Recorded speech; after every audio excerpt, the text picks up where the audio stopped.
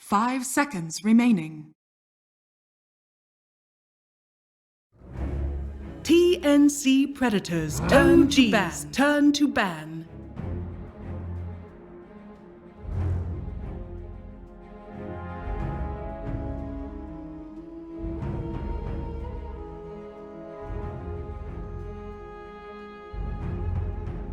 TNC Predators turn to ban.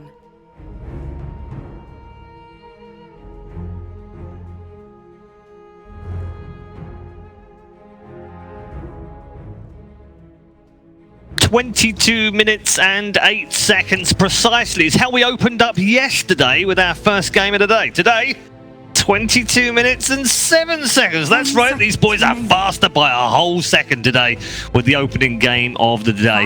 Is it going to pan out like that for the rest of it? Well, it didn't yesterday, so we're not really expecting the same thing to happen again today. So with that in mind, we head to game number 2 between TNC and OG, alongside me, T-Governor and Purge to break down and look ahead for game number 2. Fast starts again. Can't see it being the same again. No, just like yesterday, the first game was like 20 minutes and the next one was nearly 50. It was. So we got a 50-minute game again. we're going late. I mean, talking about that yesterday, Kevin, the games did seem to be a bit longer. I don't know, anecdotally it felt like that anyway on the mainstream. There was that 14-minute GG. I don't know if you guys saw that one. A 14-minute GG? I didn't watch the game, but yeah, it was happening. 14 minutes? Yeah, I think it was Forward Gaming gave up very early. Oh, it was, yes. 14 OG Forward, yes. It was like they lost their tier 1 tower and they're yes. That was the second. That was the second game as well, wasn't it? Yeah, I think so. It looked like. I don't watch the replay, but you know, there's a decent amount of longer games for sure. Yeah. I expect this one will go longer just because OG is gonna have to pull back what they feel safe or shift what heroes that they think are going to be justified, or they're just going to prevent like a hero like Alchemist being in the game that makes it almost impossible to win if the other lanes go kind of weak for the first 10 minutes. Looks like similar bans to start us off in the second draft. Chennai banned on one side. So that was the same as last time, right?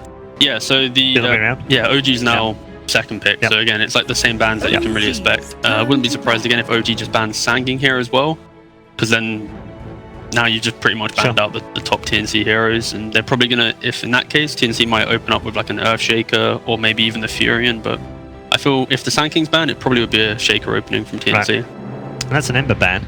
Yep. From TNC though.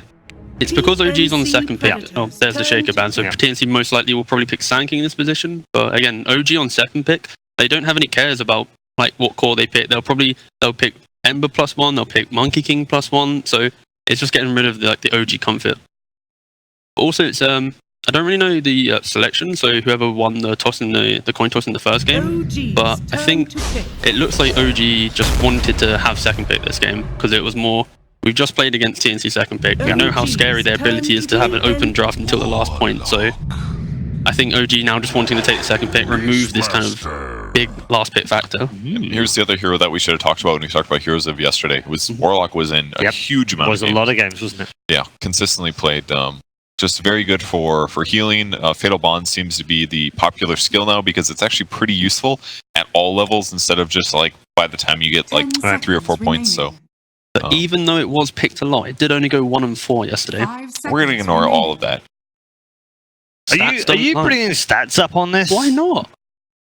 I'm just trying to make this informative and helpful. I don't want this guy. He comes in here. He has one day on camera. I just thinks he can start bringing statistics to the panel. Well, they're not big statistics. I think they're pretty simple ones. Yeah, small sample size. See, that's why. See, we don't bring them in on day 2. Day 5. I think Has would tell you. I think what's most indicative about it is the fact that tons of different teams were picking Warlock. Yes. I think that says something. That says like somebody won some scrims with that right away, and then some other teams are like, "Oh, this is it." And they started playing it, and all of a sudden it just like wildfire spread throughout the whole scene. I see a Warlock pick is more like it's a new patch. Warlock's forever like the simple +5. You already know exactly what it's going to do. In all patches, it has the same thing. It heals in lane. It secures a lane just so a carry can farm with a tower, and he has the big golem. So when you come into a new patch and you're like, what 5 should I pick? Warlock's just like the safe bet. So I feel right now there's nothing too much to read into it. It's not like, wow, the bond chain's insane.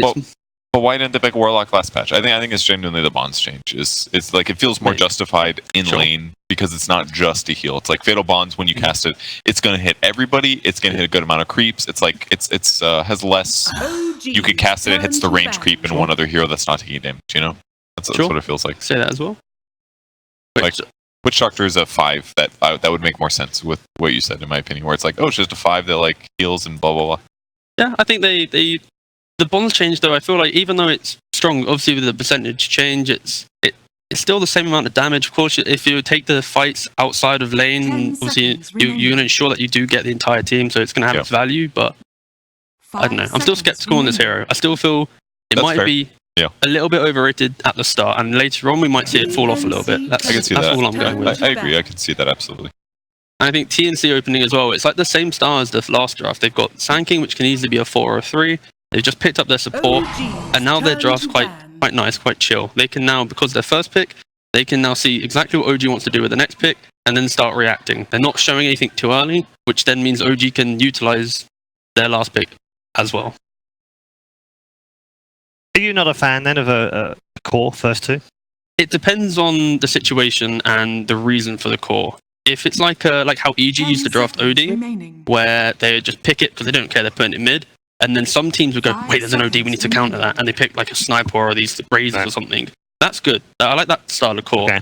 But when you just pick a core for just like, I think it's good, and there's no real, and then later on in the draft, like, oh wait, I've got a Weaver, or I've got this random hero that I don't know where I want to put it, then it's bad. But if there's a thought process behind it, then sure, first phase cores can be really good. But if you're picking a core first, you're also planning.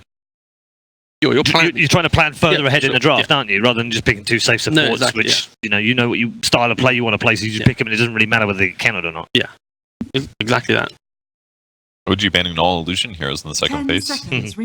What does that say? The Naga ban though it has to be banned against the Beastmaster pretty much, because Naga v Beastmaster, the Naga just outright wins every time pretty much. The Beastmaster just can't play that lane. That's the main reason for that. And then the PL ban, I'm guessing that's probably maybe a setup towards the Jug pick, I guess, if they had that thought process in mind, just because Jug is a little bit upset when trying to play against like a mid-late game PL. You just can't Omni-Slash and stuff like that. Exactly, yeah. It's just too elusive, and especially when you have your Warlock as your 5, it's hard to lock down this hero, so... You'd have no control against the illusions. No, exactly, yeah. And that's the other issue, with these Warlock picks that I've seen yesterday. I think 4 out the 5 games, it was picked first phase, and as a result of that, the enemy teams had like these Arc Wardens, these Svens, these kind of low cooldown run at you guys that can take over the game when you get a little bit of farm, and then the Warlock feels a bit displaced. I think the best game the Warlock was picked, it was when it was like a second phase later pick, and you could see the entire draft. So it actually fit in well. I think EG picked it one game.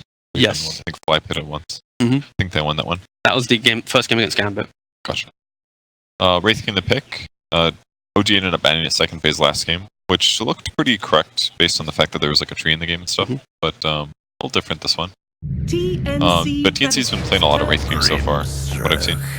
I wouldn't be surprised if TNC maybe picked up the like a Nature's Prophet or something here. They've got quite a lot of lockdown already, and then if you have this kind of split push potential as well from the Natures, it does make OG's draft a little bit hard, always having to look back, especially when you've got the support duo that doesn't have the most like insane lockdown. 10 seconds remaining. They can do a double roar with Grimstroke ulti. That's all I wanted to say. It wasn't that great. Go ahead. I was going to say, especially again with like the Natures, the Warlock can't really do much in the lane to like actually get rid of the Natures. Obviously with the trees and just being able to sit there and you can ignore him, which means in the Sand King and Witch Doctor, especially if you secure top lane, you can then be a lot more active. Which a point that I don't think we've actually made yet is about the double tome at 10 minutes. It means that you can have 2 supports that are so much more active on the map for like the 5 to 10 minute mark, and then they're not as punished because they can then recover with the book on both of them. That's true. So it's definitely something we haven't seen very much yet. The double book, it's very easy to overlook right now. I'm looking forward to seeing teams potentially pick these active duos that after like the 5-6 minute mark, they can just completely ignore the lanes and just constantly go and make these active moves. They're a great rotation duo. Yeah, exactly. If your other cores are Wraith King and Leshrac, it's so easy to gank. They have a stun in every lane to connect to, so right now there's no way that if any 3 heroes combine in one lane, they should probably kill that hero. The only lane that you can't do it really is the Juggernaut lane, but that's obviously good just because of the spin. So. And you could still kill him if you brought all 3. Sure, if you did actually get the stun off, yes, true. Yeah. They are a little squishy, slightly.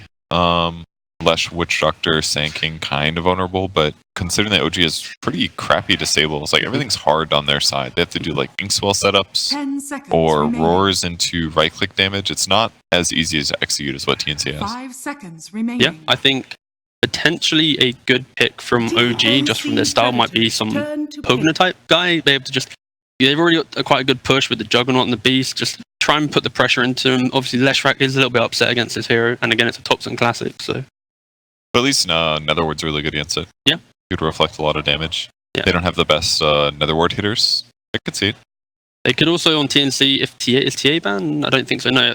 TNC could just pick a TA, and then OG has to potentially pick a hero that has to counter this TA, and then now you're forced into certain, like a Viper pick line, but OG won't do that. But I think it's just a solid last pick. Extra physical damage is Deso Buyer. You got the high ground push. Oh. Wow. What do you know? Who'd have thought? So now OG, I think they can either go again for this Pugna, just to try and run at them and not even let, because again, the TA needs to farm like a Blink Deso. The Wraith King needs to go for like maybe a Radiance. All their heroes need a little bit. They can group up and just absolutely fight and not really care about their items. But no, I think Pugna's nice. 5 seconds remaining. Is Pugna do fine against TA in the mid lane? It's gonna be it's a sad lane really, but it's more about leaving the lane and just being able to group up and take the towers and forcing them to look at like the push. So if anything, it actually could be quite bad putting OG on quite a timer potentially as well. So, but I just like the save ability. Like when the TA blinks in, you got this decrep. Because if Jug's like your only carry, couldn't you just like put a lot of lane pressure on him? Even if you don't start with a tri lane, eventually put a tri lane there. If you kill him like twice or something like that, feels like the game's over. The real pick actually is Razor. If Topson plays Razor, I don't think the TA can play this game. He does play a lot of Razor. So if this TA is mid, this Razor should dump to the lane, and now they have all this tempo and the push from Beast and Jug as well. OG did ban Razor in the first phase last game, so they're definitely thinking about their respective hero. Yep. I just feel like there's so many stuns and Maledict and stuff like that. It's not a straightforward Razor. It's like he actually does have to get a BKB at some point, and usually it comes a little bit too late. And if you don't get it, then your impact is a little weak as well. I just think with that though, you make sure your build is like the treads phase, drums into a smaller item, and then BKB. You could even get the BKB early if like your timing matches your Juggernaut and your Beast. Because as soon as the Warlock gets 6, and then your Beast has maybe like the Vlad or something, you want to be able to contest Roshan, you want to be able to take these towers, and I think the Razor just has to understand, if it is a Razor pick, that once he gets the BKB as well, they can be pressuring high ground at this point. If he goes for this more like greedy build, maybe like an SMY or something, his timings are going to be mismatched with his team. So I think an early BKB, it'll be easily farmed, because Razor does farm very quickly. I just feel like Razor would get out-farmed as the game goes long, though. Like, yeah, he'd be able to lane well against TA and get stealer damage, but I just feel like a Wraith King with a Radiance and like a Leshrac and a TA, those guys are just going to like kill jungle camps so rapidly that I feel like he could get behind really easy. That's the thing with TNC's draft, though. I think most picks does put OG on a timer. Like the fact they have this TA, Wraith King, potentially either Sankin or Leshrac core, like these heroes do scale really well. So, and then a Pangolier, an OG classic. So it's not going to lane nearly as well against the TA, but it does definitely gives them more late game potential, and their team fight has gotten a lot stronger. Sure. Yeah. And it's the same kind of thing where they like putting Topson on these like mid heroes that can lane kind of okay, and then they can do rotations really easy. We saw it last game. Topson was like the playmaker. Every time his ulti was off cooldown, he was rolling into somebody and taking a fight and giving some space to his core. So it could do that for them. The real question is Topson going to do that thing where he played Pango and he was level 1? He then grabbed the mid creep wave to force the other mid lane to play under tower? Because TA under tower isn't that comfortable, right? So I want to see if he does this one play. I've seen him do it like once before. Like he pulls the creep wave around or something? Yeah, so he runs back, grabs the mid wave, brings it around, and then TA then has to just hit creeps on the tower, and then he connects his wave with his next one coming in. So gotcha. Sounds not bad. It's a very big gimmick, and I think he's only done it once in all his games, but it might be kind of cool here. I'm just making bold predictions. I like it. I like bold predictions. Bold predictions are always good on this panel. Yeah. We don't necessarily ask you to pick out predictions of the teams that are going to win, but who's had a better draft here? I think OG has an all-round better draft from the last game, so I think this game could easily go longer. Right. But I really like TNC's draft and how they've, in both games, they just had this nice even draft with clear kind of power spikes, clear win conditions, so I'm going to have to go with TNC for this one. Yeah. We got way more stuns. It's obvious, right? Stuns win games. I like it. Keep it simple, stupid. Let's head over to our commentary team who are ready to bring you game number 2 for TNC versus OG.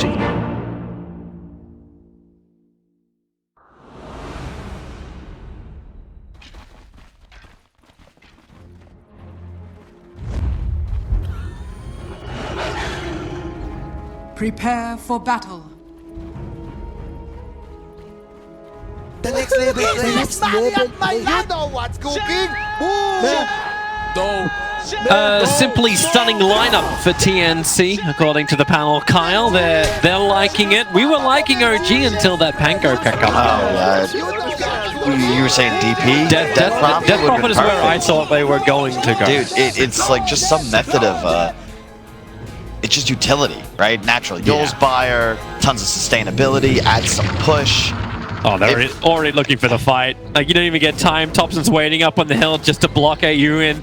You'll cut through a tree quickly, and Thompson's just waiting. Again, let me just stand in front of you. Paralyzed and Cast won't even bounce for him.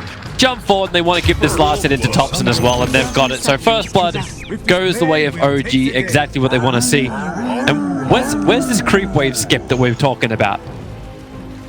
What, by OG? Yeah, by Thompson.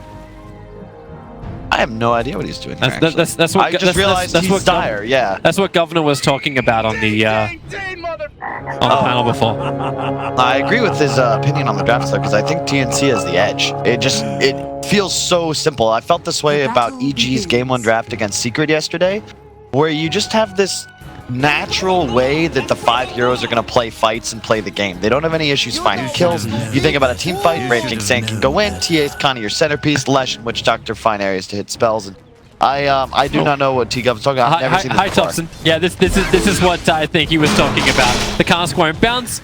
He's just pulling the creep wave, and this means Armel has to fight underneath the tier 1 tower early on, unless he can drag it back up again. It's a heavy amount of damage into Thompson. But what does this accomplish? Like, where does he drag it to? Back to his own tier 1 tower in mid, it seems. Armel's managed to get every last hit in for the creep wave already, so he's not caring too much about that. Is this... Okay, I mean, hey, I'm just... whatever floats your boat. Yeah, although I Witch feel Doctor like is really hitting him down. If there was an area where, like, I would want to be contesting the TA, it gets you to level 2 without having to actually, like, tank side blades, but you've already taken so much damage. Yeah, Thompson? That was interesting, to be sure. Top lane, Gabby's also on the run back out of here. Seb and Jirex trying to work together. He got one quick blast from the Wraithfire, but it's not enough to create the distance between him as well as Seb. And that's also a clarity cancel on the Witch Doctor, so his presence on the top lane becomes a lot less. Yeah. I like the OG concept, to your point. Like, this is something that they've done throughout history. 3 methods that they've abused, it's like breaking the rules of the game: illusions, damage amp, damage reduction. This is that standard OG Warlock lineup where you have either a Sven or some BKB core that's more single target focused. The Warlock Fatal Bonds help to assist with that. You've got a Beastmaster for further damage amp, but traditionally that mid hero would have been an Invoker. It would have been a DP. It would have been something that applies like mid-game tempo. Pangolier can do that, but it's a lot less reliable, and as you can see there, like, his laning phase is not nearly as good as a hero like Prophet. You know, it almost feels like yeah, they said it before in the interviews that, oh, we just want to have a lot more fun, like, in this. Death Prophet doesn't seem like a lot of fun to play. Pango seems like a lot of fun to play, especially with his recent changes. He looks a hell of a lot more fun. Thompson, he's freshly bottled up, can trigger his Arcane Rune, and try and force Templar Assassin out of this lane, and TA's not going in for that bottle. So Thompson will have the regeneration advantage here. But he will not have the last hit advantage, or rather the damage advantage. He's already outmatched by 15 with our fraction. Once it's popped, Armel's getting every last hit.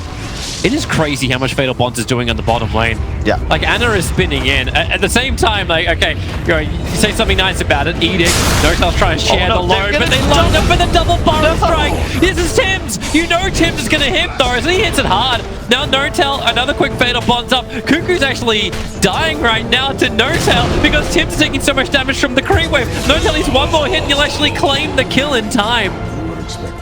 Tim's will make a break for the tree line. And this was like, hey, Anna, if you go farm that camp over on the side, you may get the kill over on Radiant Tim's. structures are fortified. Yeah, the bright spot is though up top, the Wraith King is having a terrible time against the Beastmaster Grimstroke of Jarex, which is a surprisingly spooky lane because you just max the Ink Swell on Jarex, you pop it on your Seb, and he just runs forward, attacks, gets the boar off for a slow. You have a lot of chasing potential in this top Tims lane. is dead. Yeah. Tims is actually dead. It's just, well, I was joking about it before. Doing Tim scream. No, literally just yelled out so loud we could hear him from 4 rooms down. Oh. I think I will say though, there's that is a carryover from Han back in the day, where we always had like, you know, more small and like intimate events. You were playing like across the table from your opponent, right? And there's definitely a bit of psychological warfare if the enemy team hears you yelling as they die. Like it's tough to deal with, and I think Noto definitely gets a bit louder when he knows the other side is an earshot. Yeah, Thompson, a little bit of trouble in mid. Mel's gonna kill him off. Oh, okay, no, disarmed, stay. Okay, now gets the kill. But you're right about that. Like, it's kind of funny when you have like these teams who used to be so close to each other. I remember like doing some of the SCA lands, and these guys, like I saw Ferrari literally shout down the other teams. Like they were only 1 meter apart from each other. No, I was talking with Notel yesterday about this because he's like he was just laughing at, you know, some teams have got a lot of demands nowadays, and how he's just like, man, like I get food.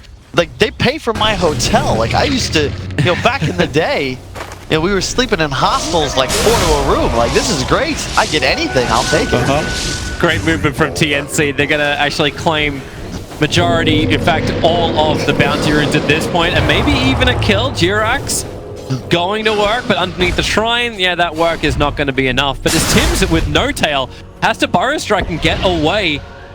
Shadow Word is out. It is going to be level 2, so maybe enough to kill off. No, it won't be. He'll be fine. Once again, your concern for OG is just Armel, because the TA is the hero you will have problems with, because he's got that ability to take out the OG cores once he gets the Blink Death Zone. Goodbye, Jirax. Man, you're just going to be going down memory lane for all the old events, like where people got to face up against each other. Like the original TI1 boots, if anyone wants to go down and track down some pictures of those, like they just had glass between the players. But some of the teams would actually rumble their feet on the ground to make the entire booth just shake, just to basically play mind games. But there was also a little fun thing as Anna, he's gonna try and get himself out of this one. The healing water's down, but they get rid of that quickly, so Cuckoo will mop him up. But just to finish the story, like one of the Chinese teams would have a habit of just rubbling their feet whenever they go for a gank, and this is something that Dendi was talking about, where they actually they could feel it and they knew the gank was Literally coming. feel it coming. Yeah, goodbye Gabby, dying to 7 underneath the tier 1. That's the first roar. I love the Necrobook decision from Seb. I think they need that tempo. When you pick Pango, you've got a Jug. The OG lineup doesn't have the staying power of the TNC lineup. At some point, Wraith King, Lash, TA, they're going to get unkillable and just do too much damage. Jirax is going to be in a lot of trouble. Like, he can swell himself up, his initial stun, they just try and split up, but they both get stunned by this. There's no mana for a paralyzing cask. Jirax can just walk it off. Well done. Armel wasn't even there for the kill, he was there for the stack.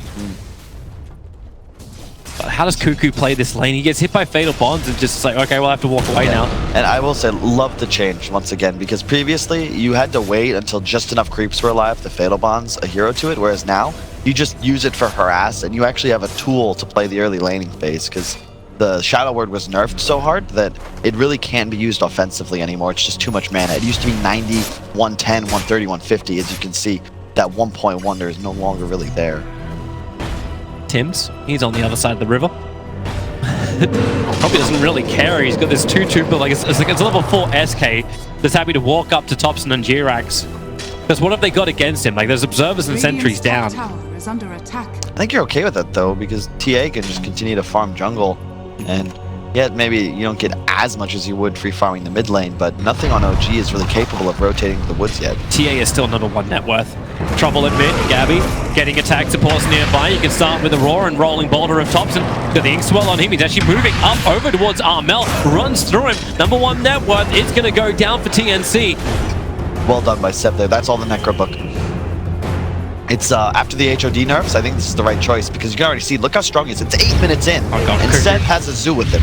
They're just trying to kill off Witch Doctor with the bounce damage down. Cuckoo's taking so much damage too because he killed off the Necro Book that was still connected by Fatal Bonds as well. I like this from OG. You know, I don't want you to fight TNC when they've got an advantage later on in the game. But this early phase, when they're trying to accelerate and get all their cores online, yeah, get aggressive. Utilize this Thompson Pango pick, the Seb Necro Rush. Like, you can't lose a fight right now, so just continue to rinse, repeat, find these engagements. And it feels exactly like the classic OG. Like, oh, 4 people are fighting, where is Ana? Yep. He's farming up on bottom, he's pushing a tier 1 tower down, he's getting solo experience. This is how they've always run this for, even if it's over-aggressive. Like, we lose 2, we'll lose 3, we don't care as long as our big core is able to come online. Yep. I mean, they use that net worth. Like, Seb is #1 net worth on OG by a decent margin. But what does he get? As you said, like, he gets a Necro Book for something that enables him to do this. And you can also see the interesting thing about just having last pick versus not, where TNC, they got a 10th pick outclass game. TA is not nearly the same hero with the amount of farm Armel has received thus far. Traps are good. Traps are great. Traps are golden. Thompson jumps down, disarms him underneath the tier 1 tower. Yeah, he's not going to take the damage from it. And no, Thompson, careful. He's cutting through. Oh, the traps on his side as well. Here comes the Witch Doctor. Finds him. He needs to jump himself away. Bottom lane's having his own fight in the meantime. Tips is waiting in the tree lines. Thompson's got the Rolling Boulder away. Or Rolling Thunder away. This ain't OES. Dodges the Maledict damage because of it. And the last pop. Oh, he's still up on 27. Not bad. Well done by Thompson there. Although I do believe Armel had range on that trap behind tower if he wanted to go for the kill. But it feels very similar to the previous game. It's just that instead of having 10k net worth, Armel has 5. And it's just because he's playing a different hero. The CS might even be higher in this game in comparison to last at this timing. In addition, OG, they have that team fight edge. They didn't go for this... They don't have damage problems like they did last game because they've got Fatal Bonds, which also is, in my opinion, the best synergy with Grimstroke, like in Dota. I said yesterday, Fatal Bonds is your true ultimate. If you pop your Grimstroke ult, it hits 2 heroes, and you throw Fatal Bonds out, it gets cast twice. It's 2 separate instances. You take an absurd amount of damage, and that's without any creeps or other heroes being in the vicinity. You know, I actually like to start a campaign right now. Like, it's, I don't know if JJ can go to that little hawk that's just working its wings off. Please save the wings of the hawk. Why does it have to twitch like this? It's twitched for so long like this. Alright, back to something real. TP out. Tier 1 tower will fall on bottom lane, but save the hawks, save the wings. And another thing I like about what OG's done so far is you look at the item synergies, right? The Necro Rush on Seb. Look at it. Can we focus on the game? Oh, there's a butterfly. There's a butterfly that's there fluffing with him. Bottom tier 2. Okay, fine. There's Dota going on. I bend to your will, Kyle. Hey, look. Hey, there's another hawk there. Oh my. Look, you got the easy jab. The Fatal Bonds. Connect him up. No, wait, they've killed off the creep wave too quickly. I'm done. You're in charge of analysis for the next 10 minutes, Toby. Only if a techie gets picked. I'll point out differences in the trees, because I've personally always been fond of firs, and I feel like in Dota we've got way too many evergreens. Yeah. Hey, is that a ficus? Radiant's bottom tower has Look, this is the thing about the OG lineup. You've peaked. It's 12 minutes in, you've got drums, Necro, a Warlock behind you, you can do whatever you want. And this is when I feel like OG plays the best. They have tempo. They can control the pace of the game and force TNC to move as they want them to. You don't want TNC to be able to play their game. That's when they look like a tier 1 Dota team. In a game like this, where it's more about map movements, farming patterns, item decisions, power spikes, it's complicated. This is where they struggle a bit, and I think OG can look to abuse their experience here as we watch this play out in the mid game. Yeah. I feel that like obviously we're feeling like very different from game 1. Like game 1 is like, man, TNC is just rolling over this and OG doesn't like making a lot of sense. TP out from Cuckoo, that won't work. No-Tail drops the rock and Cuckoo gonna drop every bit of mana he's got. He wants to try and live. He has the regeneration room, but the Shadow Word was on him. So he'll die to the tower, but the kill still belongs to OG. You're cool with that though, because this means Ana's like, alright, I'll go farm the woods, and now No-Tail, just with that Golem, he can deal with top lane, even with the Wraith King here. How many traps have they prepared here in mid? They're everywhere. running onto him with the army. Here comes Thompson, gonna Rolling Thunder himself in and back and just try and keep Armel permanently stunned. Even the Omni Slash being committed. And Thompson just keeps jumping through the back lines. Tims can hide inside the Sandstorm for the moment. I don't know what he's looking to achieve apart, but he has Epicenter available. With the Hellfire Blast over on Pango, still jumping around, disarming the Wraith King, cannot use any of that physical damage he wants to. It feels like a repeat of the last game, but with a different side on top, where OG, anytime they group up and look for a fight, there's really nothing TNC's got in the arsenal to deal with it. Here's your connection, jump on down, everyone's fatal bonded! The damage output, if they could just hit one of these heroes, OG would go ham. Huh. It didn't apply a second instance though. It did not. I don't... Because the thing is, when you said that before, I was just like, really? Refresher, when I use Refresher playing Warlock, like it puts another one on. Like it definitely works. Unless it's been changed, like I just haven't recognized it. I'll have to test it, but could also be maybe that you need vision of the other hero, but I thought it's... I don't know. I don't know. It's an interaction I haven't got to see. All right. Well, we'll throw that one to the Brains Trust out there. Find out how interaction works between Grimstroke having that Soulbind as well as Fatal Bonds. Goodbye, Thompson. He'll send his own body back to his side of the river. And TNC, yep. And there's the Deso coming out. So, you know, Armel is still probably the strongest hero in this game, like he was previously. But you're a TA. He's going to fall off. And in addition, he doesn't have that ability to just walk at the enemy and be unkillable and deal the most damage. If he gets roared, Here comes OG. Straight into Gabby. Roar is out. They're going to burn off the mana. 160 needs to be dropped below that. Well, there goes your reincarnation. Here comes Cuckoo. Roberto's going to work. He wants to kill off the Beastmaster. He's going to rip straight through them. Working with Armel. The spin is out as well. They're going to get the kill on the wall. Cuckoo is still dying so quickly thanks to Anna. And Thompson, he's able to disable the Templar Assassin, disarming him up.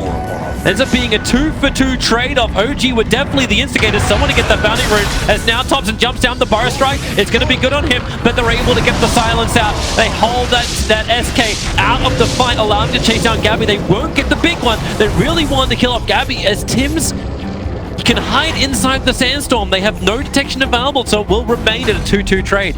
If you're okay with that, I think if you're OG, keep in mind that was going through the Wraith King ultimate, and all of TNC was there to immediately take out Seb. They blew a lot of spells just to get that free Aegis cooldown, and they still ended up in a 2-for-2. And once again, this is the strength of this Pango pick, where you can see the initial arsenal of spells, you only get this ult. TNC looked to close in, Sankin getting there a bit late, but you see Thompson just TPing. And the moment he arrives, this fight changes, and even though Armel is standing in the middle of this fight, he's doing so much damage, but he can't actually do it. Like, look at this, look at that. Yep. It just spells. And in addition, the spin, the Pango Swashbuckle, like, you're getting rid of the refraction immediately, and TA's just too squishy to stay in these fights. Once all of OG arrives, at least. And now it's an easy roach for them. Knowing there's no Wraith King ult, knowing they have this team fight advantage, they've got Golem back up. You just cannot contest a choke point as the side of TNC. And they've got such great vision too, like these Beastmaster Hawks are up, they're seeing TNC coming, so even if they wanted to contest, they'll be caught out of position. Yeah. And to your point, going back to Seb and his performance this game in comparison to last, you just feel more confident when you watch him play this type of hero. He's the playmaker, he's controlling the pace. He is a part of all the moves OG have made, and he's going for like this aura item. And a lot of that is also because he's the primary shot caller for OG, and as someone who's been a shot caller, been a captain at multiple different roles, when you're playing offlane specifically, it's so hard to do that as a hero like Prophet, because you need to worry about your own game. You need to be an Admiral Bulldog. You need to be selfish. You need to just let your team do whatever they want as you try and play PvE. It's very difficult to coordinate moves while you're microing trees and trying to ensure you maximize your farming patterns. Thompson going into the Rolling Thunder. He got maledicted up, just was trying to kill off the Witch Doctor. Grimstroke will hold him there. She pushing him down. Thompson won't care. A jump down with the Swashbuckle will find the kill.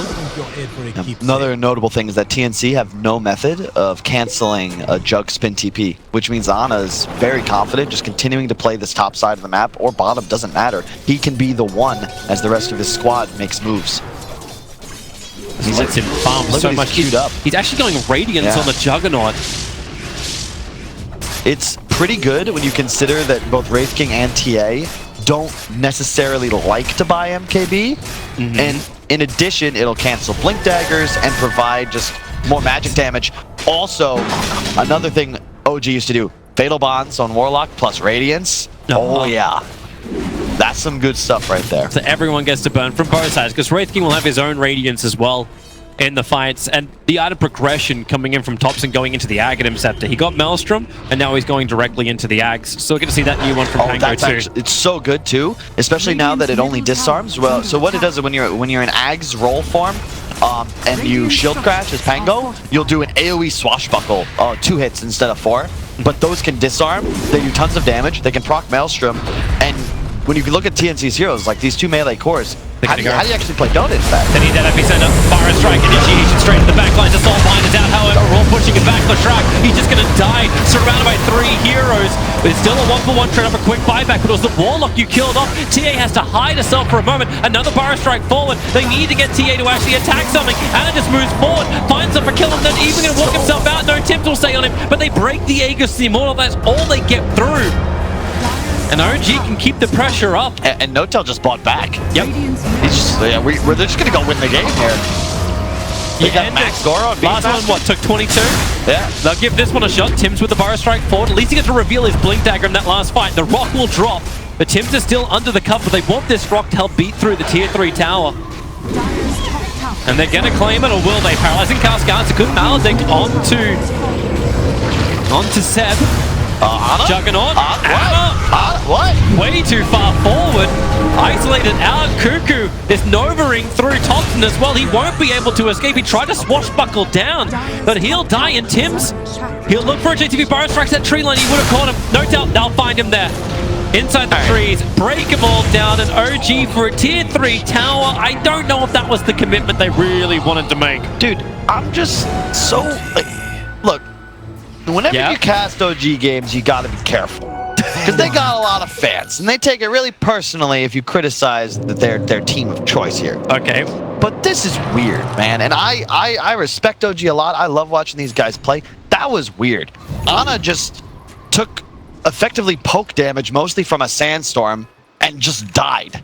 Like, he died to the Sand King stun. Just getting distracted. They had they didn't have sentries. Notel fought back. He didn't have a sentry, and there's just a Sand King sitting there the whole time. You can just kill him. They drop rock, but there's no detection. It's just weird. They get to tier 3, but they lose 3. It equalizes the game state here, and it also, the Aegis advantage is gone. Wraith King is starting to come online. Gabby's got a Radiance. Like, this game is only to get more difficult for OG. Yep. And if BKB comes up on TA, this is where I'm a little bit more off about this Radiance pick up on Ana.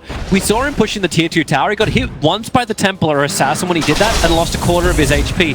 Does Radiance even keep you alive? Tims, epicenter, committal coming in hard. Thompson now going to go into that Rolling Thunder, a blink away, and starts his TP. The Inkswell's done. Won't be there in time. So they keep OG looking towards the side while the rest of TNC will find their other opportunity. Seb, if they can hit that Rod of Atos, he's just out of range. The Necrobook's hold him back. Cuckoo, he takes a lot of damage because he killed the Necrobook, and with the Inkswell, they actually slow him up. Sorry, with a stroke of fate. So Cuckoo has to bottle and just start his own run back out. It's nice watching this game. Both teams have a tool to acquire vision. You've got the Flappy Bird on OG's side as the ribbon changes color. I'm surprised it's the first time we've seen anybody do this in these games. And then you've got the traps all around the map placed by Armel, who's going to be finishing up his BKB pretty soon. That is the worst color. It's pretty bad. It's like, I can't see. It's like Silk Blood.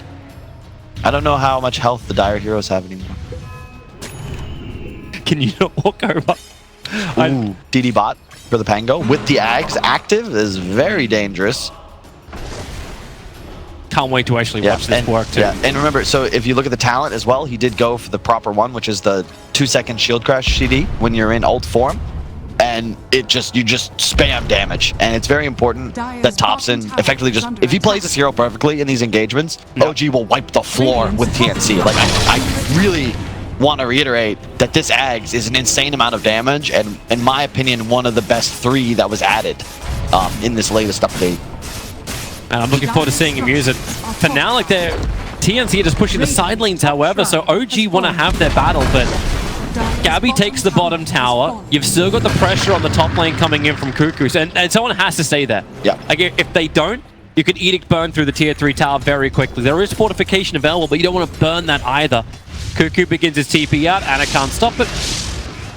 But they're forced Anna to TP back, and he's still looking at this Radiance. We're 23 minutes into the game. Obviously, this is no Alchemist, but it's still taking time. You got to be careful, I think, because OG, their big timing is when they've got there's no BKBs on TNC. But if you look at the itemization coming out, like Armel, he's a recipe away. Gabby, he's the full BKB away, but he does have the Blink Dagger picked up, and eventually Cuckoo will have one of his own. You got to be really careful taking an engagement once TNC have those items, because like Blitz was saying yesterday, you know, no one likes to buy BKB. But it's a game-winning item. The later you can get it, the better. By the time TNC have these all online, OG will be outmatched, and they need to try and continue to execute, get the second Roche, and get that fight that they've been waiting for. Looking for the fight. Gabby blinks away. His Radiance is up. And in fact, I wouldn't mind if they just like walked down mid and like looked for a fight here. I know it's difficult, but I think if you play this right, you have enough sustain and counter initiation thanks to Healing Ward, the Warlock, the Grimstroke. Like Tim's just creep skipped out the wave again. Like the next wave that comes through. But actually, where's the next wave? Where is the next wave? Yeah, this is and to all Dota players, if you want to get better, like at any stage, the thing that's most important is recognizing when you kill creep waves. You watch these good teams, look at bottom wave. There are no creeps alive, guys, and they weren't killing it where the creeps met in the lane. You kill it as close to the enemy base as possible, and you move on to do other things. It's something we did not see before, like the TI3, TI4 era, except for, you know, the Animages. Now it's understood, like, hey, we kill creeps. And now anyone can do it as well. Like even the support heroes always seem to have some level of wave clear or some level of escape. Dude, there's nothing more frustrating than playing a game and watching. Like, you have a huge advantage. You're in enemy jungle. If they get this initial stun, and they can. Seb is nearby, but ESL will not be able to help. They were just coming over for the bounty runes too, so Seb will claim one. He's under the cover of an Invis rune, so it's still a 3-for-1 trade-up with Pango down. And I'm gonna give a shout out to Keen, because that was like a standard move. Oh. They actually moved over. They found the kill. There is a quick silence out. Tim's is not too worried about this. He's got pipe. He just actually freshly bought that before they came out for this maneuver. And not just that, Toby, they smoked for bounty runes. It's simple, it's easy, but it's something I didn't see TNC doing at the start of the year. It's just... Their drafts are good, they're talented. Just keep the game easy and just play around the natural movements. You got Roche up, so camera views. I don't think TNC can look to contest this. They're unaware. Really unfortunate spawn timing, because as I compliment them for making a good move, they're going to give away this big objective. Well, do they actually, do they need it? Like, if they fight OG into this where they don't have Epicenter available, they don't have Death Ward, it's easy to stick the tier 2 tower and say, well, okay, fight inside of our base. We'll have buyback ready. Everyone but the TA has buyback available for TNC. Yeah, I agree. And to your point, you're right. It is the right decision, because you don't have BKBs. And you're in a position where you still cannot win a fight in the Roche pit. It's the same. Warlock is probably second only to maybe Darkseer of 2015 in heroes you don't fight in the Roche pit against. Warlock, Phoenix, Undying, like anything that's got this massive area control. If you have to walk into the choke, you will lose the engagement, especially when there's a bird flying around somewhere invisible. Yeah, like you've always got to say, like, I'm being watched. Yeah, like the animals are against me. And Cuckoo's done a great job as well of keeping this top lane pressured up. Yeah. It's always making OG come back to that top lane. And what's he putting it into? He's putting it into that team fight sustain. You've already got the pipe from the SK. He's going for a full Greaves with the casual buckler, which also helps just push out the wave for the moment.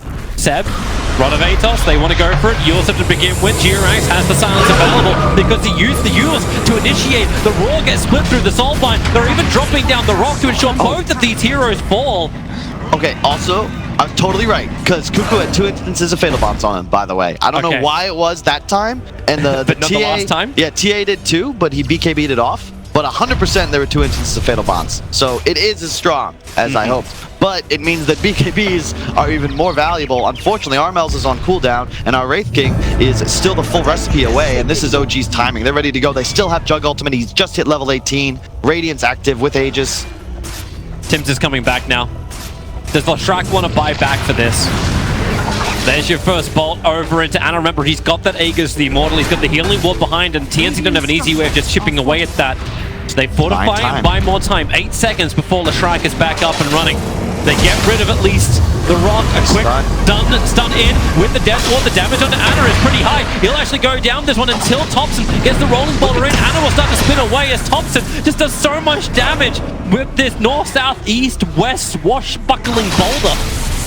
They've held though. That was really well done by TNC. They're using their spells just because Thompson wanted to pop ulti earlier before the stunts came out to zone to kill Rax. TNC get the damage off first, so it's more of a peel. OG didn't feel powerful enough to pursue. Starts it off, knew that Tim's are going to initiate in the raw Soulbind again. Soulbind came a little bit later, however. Oh my god, the fatal I told you! They have just destroyed them! That is the ultimate combination of pain.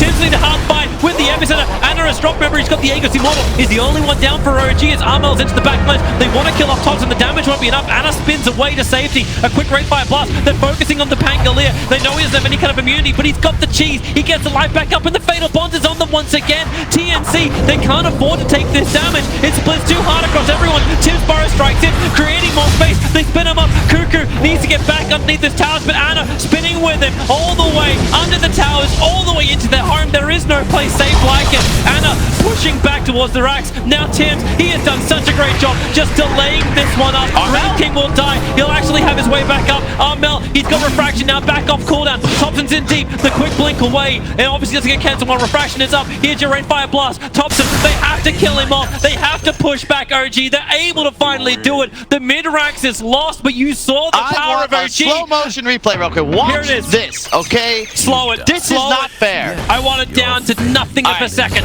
So the Grim Struggle comes out, and again, it acquires target early, so it's great synergy. The double roar comes out, and here comes my man No Tail. 1, 2, and oh my god!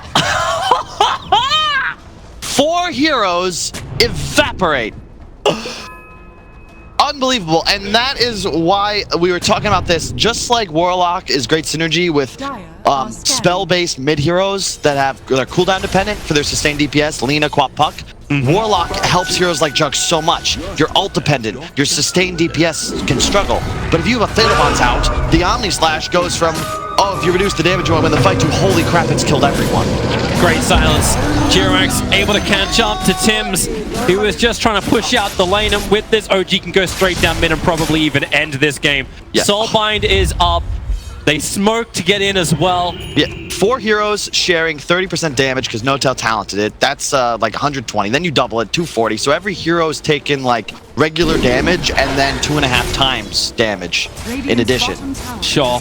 Good luck, have fun. And OG, they're still as powerful. They just need to hit that combo once again. Roar up in 30 seconds for Seb, but with Sand King dead, no buyback. Gabby jumping the back lines. He's looking for him. Hey, we're gonna attack him. It's No Tail. Kill that bloody Warlock if they can get him off. Now the stuns. Here's your Soulbind catching him together. Warlock will go down. So no more Fatal Bonds in this fight, but Thompson, now he can come online. Jumping in deep. A defensive Yulson from the strike. Armel's caught in deep as well. They can get the stun off. And this game, it really is over. 100 seconds without the TA. Raking the only one alive.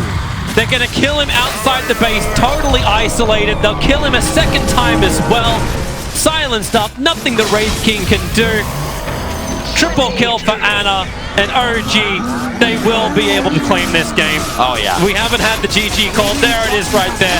1-1 OG strat worked perfectly. I love it because, you know, No Tail's interview even sets this up. You talk about breaking the game, right? Finding ways to exploit the rules of Dota. Things that shouldn't work, right? I actually don't know what TNC are supposed to do. Are you guys see? Like, what? There's like giggling. This is broken. This is legitimate.